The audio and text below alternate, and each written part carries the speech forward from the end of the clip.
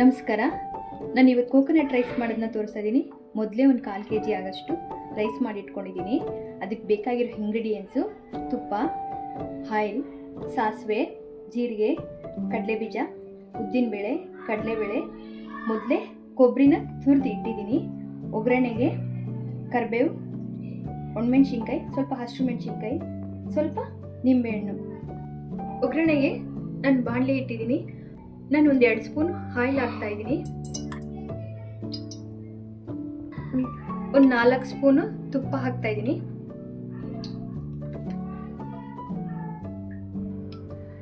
ನಾನು ಕಡಲೆ ಬೀಜನ ರೋಸ್ಟ್ ಮಾಡಿ ಎತ್ಕೊಬಿಡ್ತೀನಿ.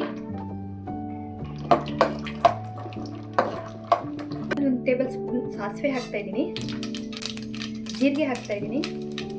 ಉದ್ದಿನಬೇಳೆ ಒಂದು 2 ಸ್ಪೂನ್, ಕಡಲೆಬೇಳೆ ಒಂದು 2 ನಿಮಿಷ ಗೋಲ್ಡನ್ ಕಲರ್ ಆಗೋಷ್ಟು ಫ್ರೈ ಮಾಡ್ಕೋಬೇಕು. ಕಡಲೆಬೇಳೆ ಉದ್ದಿನಬೇಳೆನ ತುಂಬ ಸಿಂಪಲ್, ಏನಿಲ್ಲ. ಇದು ಒಗ್ಗರಣೆ ಹಾಕಿದ್ರೆ ಕೋಕೋನಟ್ ರೈಸು ರೆಡಿ ಆಯಿತು. ಗೋಲ್ಡನ್ ಕಲರ್ ಬಂದಿದೆ. ಇವಾಗ ಕರಿಬೇವು ಹಾಕ್ತಾ ಇದ್ದೀನಿ. ಹಸಿಮೆಣಸಿನ್ಕಾಯಿ, ಒಣಮೆಣಸಿನ್ಕಾಯಿ,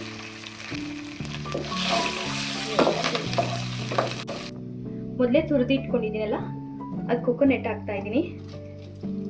ಇದು ಸ್ವಲ್ಪ ಬಿಸಿ ಹಾರದ ಮೇಲೆ ಹಾಕಬೇಕು. ಕೋಕೋನಟ್ಟು ವೈಟ್ ಕಲರ್ ಚೇಂಜ್ ಆಗಬಾರ್ದು. ಅಲ್ಲಿ ಏನಿದೆ ತುರಿದಿರೋ ವೈಟ್ ಕಲರ್ ಆ ಥರನೇ ಇರಬೇಕು ಕೋಕೋನಟ್ಟು. ಈಗ ಸ್ವಲ್ಪ ಸಾಲ್ಟ್ ಹಾಕ್ತಾ ಇದ್ದೀನಿ. ನಾನು ರೈಸಿಗೆ ಮೊದಲೇ ಹಾಕಿದ್ದೆ. ಜಾಸ್ತಿ ಏನು ಫ್ರೈ ಆಗೋದೇನು ಬೇಡ. ನಾನು ರೈಸ್ ಹಾಕ್ತಾ ಇದ್ದೀನಿ. ನಾನು ರೈಸ್ನ ಮಿಕ್ಸ್ ಮಾಡ್ತಾ ಇದ್ದೀನಿ. ಒಗ್ಗರಣೆ ಮಾಡಿದ್ವಲ್ಲ ಅದಕ್ಕೆ ರೈಸ್ನ ಮಿಕ್ಸ್ ಮಾಡ್ತಾ ಇದ್ದೀವಿ.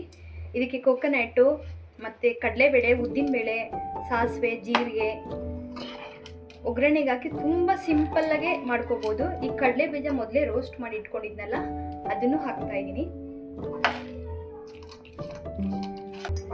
ನಿಂಬೆ ರಸನ ಹಿಂಡ್ತಾ ಇದ್ದೀನಿ. ತುಂಬ ಜಾಸ್ತಿ ನಿಂಬೆ ರಸ ಹಾಕಬಾರ್ದು, ಸ್ವಲ್ಪ ಲೈಟಾಗಿ.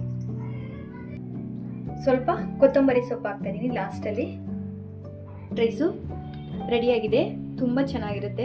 ನೀವು ಒಂದ್ಸರಿ ಮನೇಲಿ ಮಾಡ್ಕೊಳ್ಳಿ.